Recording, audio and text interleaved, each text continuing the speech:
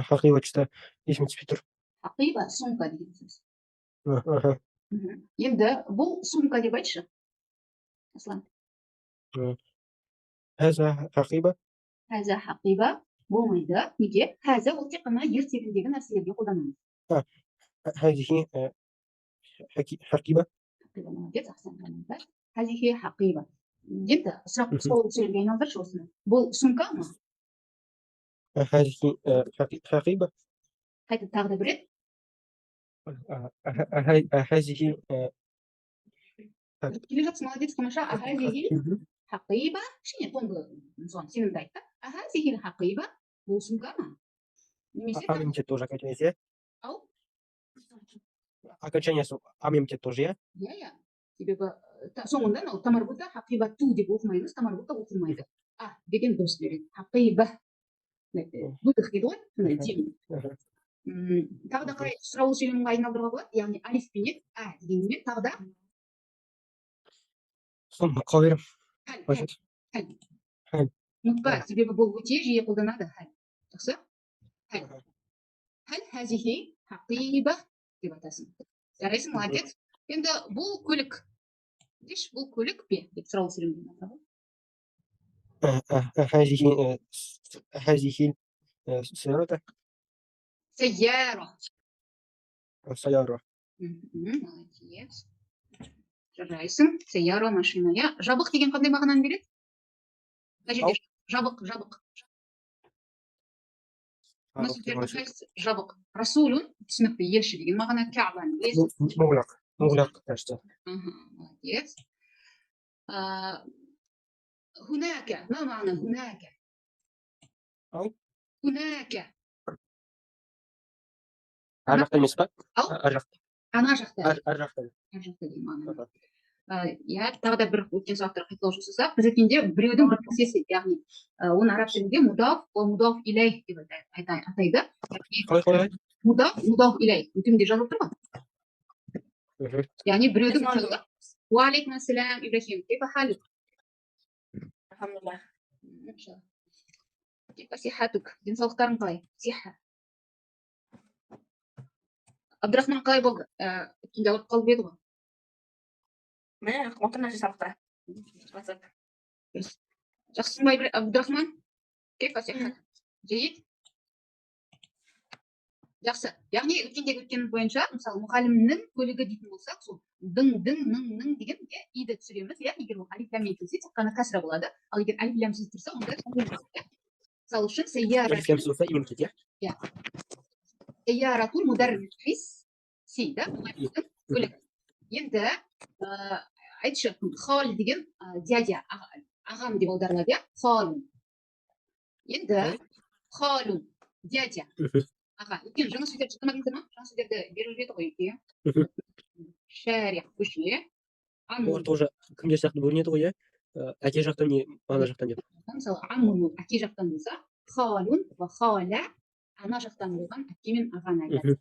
Яғни айырмашылығы әке дейтін болса халя, тамарбутан кластарда, егер дядя ертегі болса, онда халун. Дәл сол сияқты әке жағыңыздың әпкесін амма деп айтасыңдар да, әке жақтардағы ағаны, әкенің ағасын, інісін аммун деп айтасыңдар. Түсінікті ма? Ендеше, өткен сұрақтарға бір қайталап жүрсек, менің ағамның баласы деп айтыңыздаршы. Баласы деген бала ибн да, ағамның баласы. Ибну аму. Ми деп айтуыңа да болады. Ибнул хали. Ибнул хали. Хали, амми, дядямның болса, онда яғни кашамен аяқталады.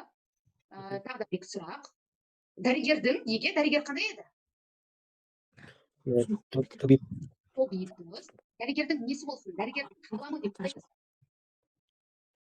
Қаламул табиби. Молодец, только қаламут табиби. Шамсия. Қаламул табиби болмайды ғой. Аслан? Кім? Аслан, жарайсың. Ибрахим, сұрақ. Кімнің кітабы дейік? Студенттің кітабы деп айтшы. Белгілі болса, алифлямды қоямыз, белгісізге тануым. Белгілі бір студенттің кітабы. Китабым толибин. Молодец. Китабу толиби. Жарайсың. Енді Абдрахман сұрақ саған. Не деп айтайық?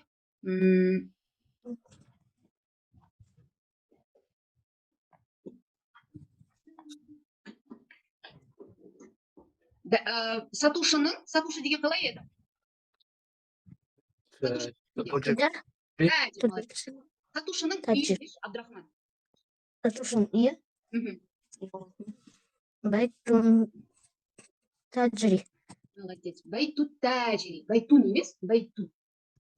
Байту таджири. Таджири деп именно аяқталады. Таджири.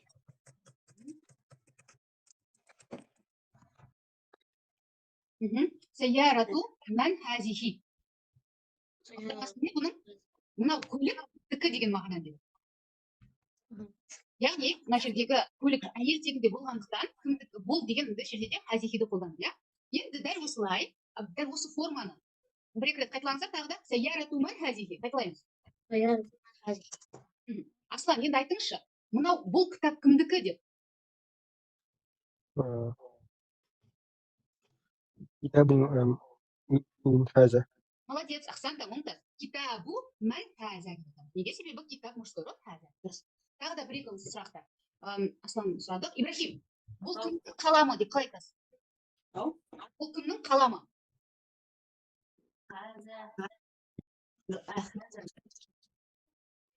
Ибрахим, кімнің дегенде мына жерде мәнді қолданып жатырмыз. Біз мынаны практика жасап жатырмыз. Кім айтады? Бұл кімнің қаламы деп. Бұл қалам кімдікі деп. Кім айтады? Сіздің вариантыңыз осылай. Ибрахим, Абдрахман, сіз не дейсіз? Молодец. Қоламу ман хаза. Яғни мынаны жақсылап қараңыз, Ибрахим, сіздің қатеңіз. Дәл осы формаға салып кетесіз. Негізі қайтында үйренсеңіздер де сол фразаларды жаттаңыздар. Сосын сол жерде орындарын ауыстырып кете бересіздер. Түсінікті? Яғни бұл кімнің дейтін болсақ, осы екі түрлі жағдайда айта аламыз. Сайярату ман хазихи немесе китабу ман хаза деген сияқты, немесе тағы да нағыз бұл кімнің деген аударманы лиман деген аударманы береді. Лиман. Жазып қойыңыздар. Лиман кімнің? Яғни бұл осылай да айтуға болады, бұл кімнің көлігі деген сайярату ман хазихи деп те айтуға болады, немесе лиман хазихи сайяра. Айталаймыз. Лиман хазихи сайяра. Ибрахим, қайталай ғой. Лиман хазихи сайяра. Дәл осы формада Аслан айтшы, бұл кімнің кітабы?